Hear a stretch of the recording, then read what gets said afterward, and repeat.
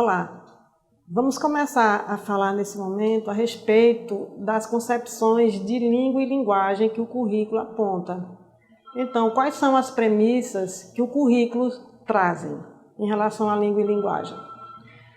Ele traz que a língua ela é um objeto de interação social e dialógico, é a visão de Bakhtin e Voloshinov.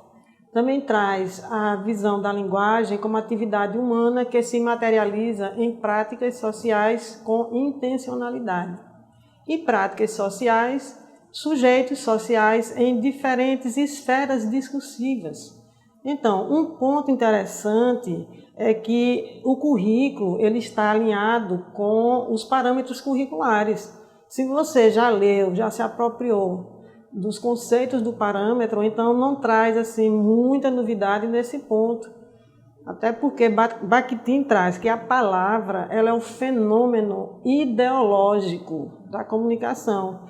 Então, a partir do momento que você compreende e trabalha a palavra e compreende a palavra do outro, nesse ponto se abrem diálogos e se abre o fenômeno que a gente chama de alteridade, a compreensão, o dialogismo, os sujeitos interagindo no meio social.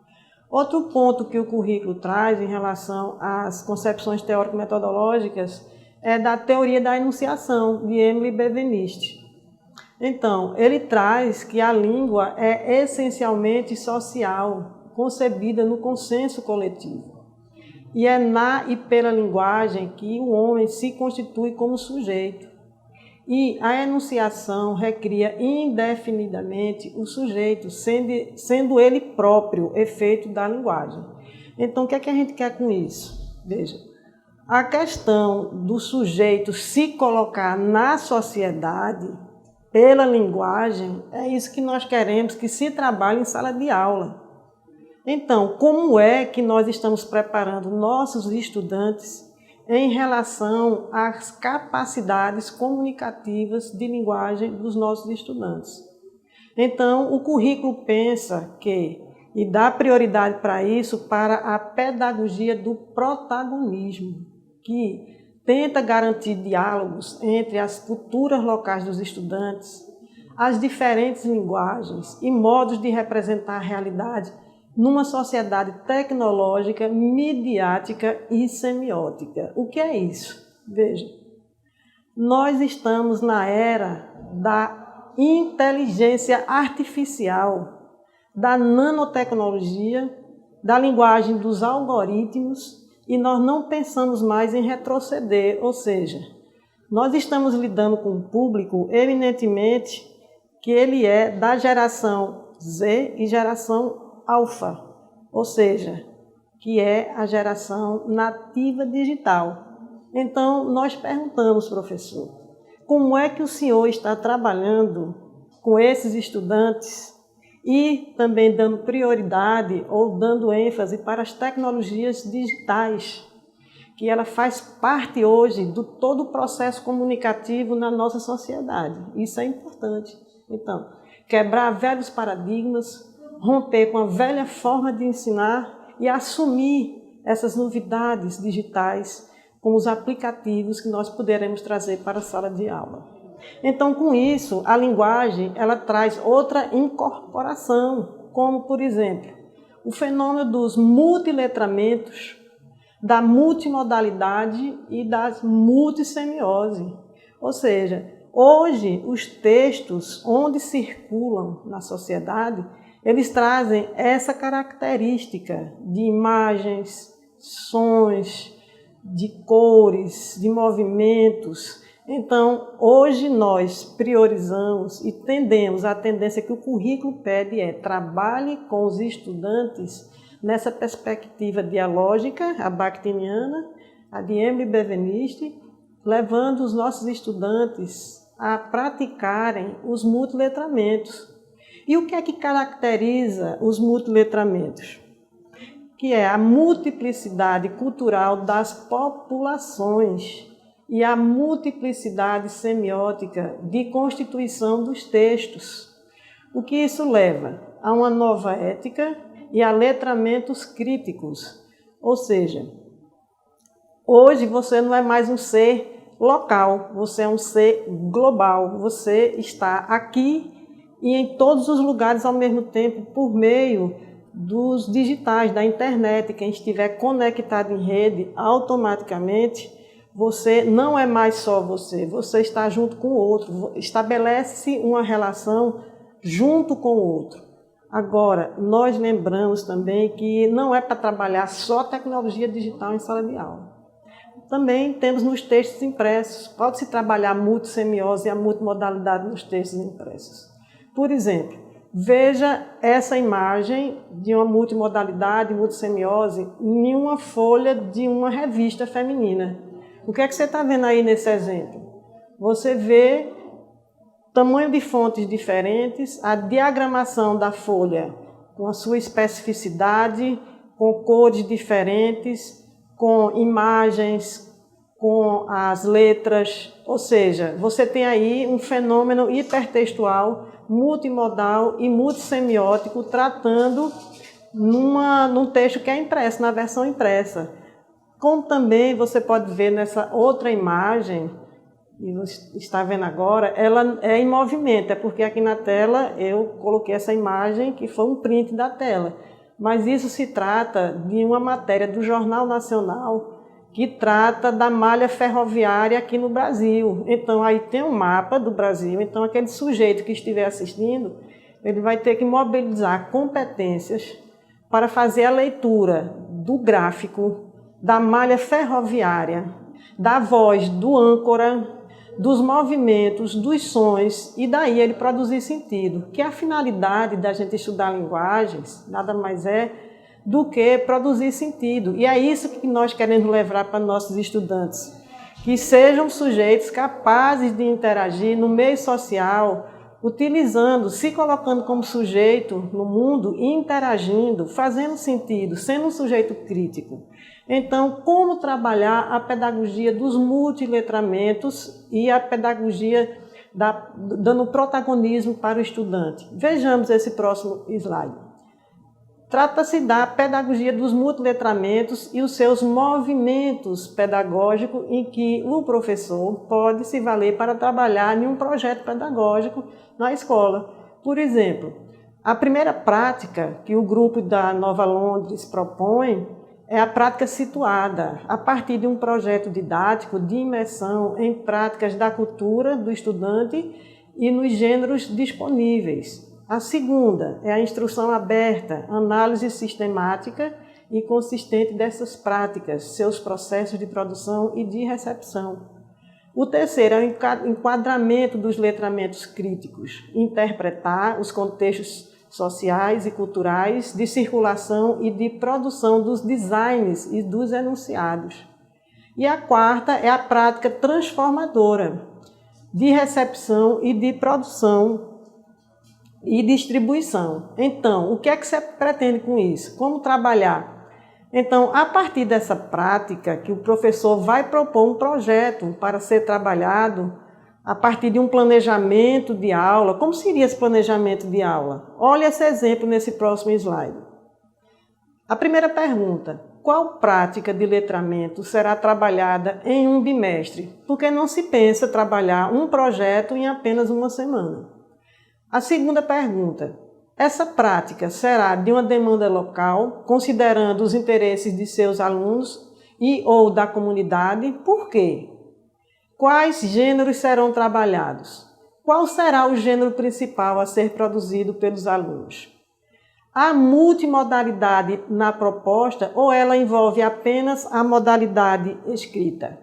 Como as linguagens, as outras, poderiam ser incluídas? Veja que aqui nesse planejamento de aula, o professor ele não vai ficar preso ao letramento da letra, que é aquela questão de ficar focado só em ensinar a escrita para o estudante. Não, hoje o mundo, a sociedade, ela exige outras leituras que não só no texto meramente escrito. Vamos para esse outro slide que eu vou fazer uma demonstração de uma situação, um problema, como poderia ser trabalhado em sala de aula. Então, a partir de uma embalagem de um biscoito. Ora, Nós sabemos que nossos estudantes, eles gostam de fazer um lanche, ou qualquer jovem gosta de um lanche com biscoito de chocolate. Ou seja, isso aqui é apenas uma hipótese. O professor pode utilizar de outros gêneros textuais. Nesse caso, foi escolhido uma embalagem de um biscoito de chocolate, em que qualquer pessoa pode adquirir esse produto e dizer, olha, eu vou comprar esse produto porque ele tem gordura trans. Veja, será se o nosso estudante ele tem um letramento crítico capaz de observar no rótulo a informação nutricional? Ele pode ver e dizer, professor, esse biscoito ele é saudável. Veja, tem 0 trans de gordura, então eu vou adquirir esse produto. Mas, ora, ele tem que ir mais além nesse enquadramento crítico, do letramento crítico. Ele tem que ir aos ingredientes. Então, esses ingredientes, ele vai ler e vai verificar que tem gordura vegetal. O que é gordura vegetal? Gordura trans. Então, traduzindo, eu tenho que ter conhecimento, capacidade crítica de saber que esse produto ele não pode ser adquirido. Ele é prejudicial à saúde da pessoa. Então, eu não vou adquirir este produto. Ok? Bom, a partir desse material que o professor tem em mãos, que essa informação é uma informação muito importante, porque o aluno ele percebeu que naquela embalagem, naquele biscoito, que o consumidor qualquer um pode chegar e adquirir no supermercado, ele viu que tem gordura trans 0, aquela informação, que é uma falsa informação, porque ele sabe que a gordura vegetal, ela remonta à gordura trans. Então, o professor deve aproveitar dessa situação e propor, como veremos agora no próximo slide, a produção de um panfleto. O que é que eu vou fazer com esse panfleto? Então, vamos trabalhar com nossos estudantes a produção utilizando o panfleto como gênero principal. Então, vamos alertar a nossa comunidade no entorno da escola para não adquirir produtos que venham com essas embalagens enganosas, como dizendo que há gordura trans, que é benéfico para a saúde, quando não é. Daí, professor, o senhor vai trabalhar, de qualquer forma, atrelando com outras áreas disciplinares, como o professor de ciências, ou biologia, como outros professores que possam dar um apoio para elaborar esse material, esse panfleto, para que os alunos possam fazer a prática do letramento social, que é levar para a comunidade em que eles vão divulgar que este produto, que ele é maléfico para a saúde, porque às vezes a comunidade não sabe, claro, qual é o conhecimento que se tem, isso se aprende na escola. Então o professor, o senhor pode utilizar desse gênero textual, o panfleto, como gênero principal. E daí o senhor vai eleger outros gêneros auxiliares, pode ser um debate, entrevista, outras pesquisas em supermercados, para ver quais são outros produtos também que vêm com essas propagandas que não estão associadas à verdade.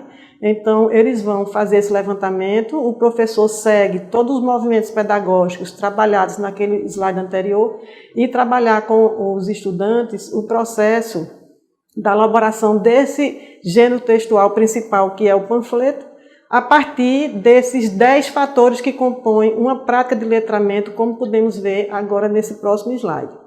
Como? A esfera de atividade em que as situações mais características de uma prática de letramento se inserem. Então, seria importante trabalhar esse tema para essa comunidade? Outro, os gêneros textuais discursivos, mais comumente envolvidos nessa prática. Então, o senhor vai escolher o quê? O panfleto, em seguida outros gêneros para dar suporte, como um debate, como mais uma pesquisa, um resumo, etc. Os agentes e os protagonistas, ou seja, o conjunto de indivíduos que exercem os mais diferentes tipos de papel na efetivação dessa prática. Quem são? Serão só os estudantes, professores, os pais? Quem iriam se envolver nessa prática? E a finalidade que a prática de letramento pretende atingir. Outro ponto é a periodicidade, ou seja, a regularidade e a frequência com que a prática de letramento ocorre. Ou seja, nós vamos trabalhar com os nossos estudantes durante poderia ser uma unidade, um semestre, uma semana, aí vai depender do projeto elaborado. Vamos dar continuidade ao próximo slide, que falam dos fatores do letramento. Como? Quais são os suportes, ou seja, o meio material escolhido para inscrever o texto e para fazê-lo circular socialmente. Então, qual é o suporte que vai circular? Seria por meio de quê? De uma mídia digital, de um papel, como seria? Então, aí vai ser em conjunto com o professor e os estudantes. A circulação social, que define os trajetos e espaços a serem percorridos pela produção textual até atingir o leitor visado. Então, como é que esses alunos irão circular pelo meio social para divulgar esse gênero textual que foi produzido na escola? A outras, as situações de comunicação mais típicas da prática de letramento. Então, o que é que esse aluno ele pode se deparar com algum fato complicador? Então, isso deve ser trabalhado em sala de aula. As variedades linguísticas, a que a prática está mais intimamente associada, de tal forma que essas variedades tendem a ser encaradas como a linguagem típica dessa prática, ou seja, seria uma variedade linguística de registro formal, então vamos trabalhar com a língua formal, com a norma padrão. Então aí o professor vai trabalhar com os estudantes a questão das variações linguísticas. E por fim, qual é o valor social? Positivo, negativo ou neutro, atribuído à situação e ao gênero próprio da prática de letramento.